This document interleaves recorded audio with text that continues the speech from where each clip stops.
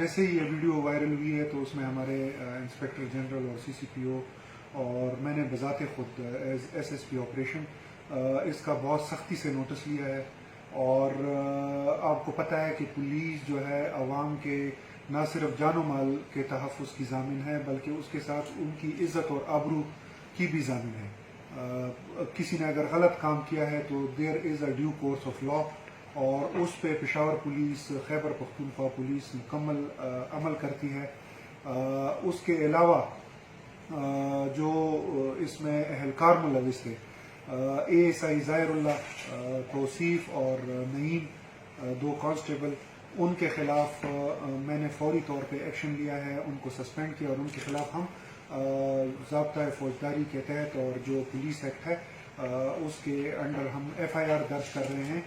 اس کے ساتھ ساتھ ایس ایچ او تاکال کو پور سپرویژن پہ میں نے ابھی سسپینڈ کیا ہے.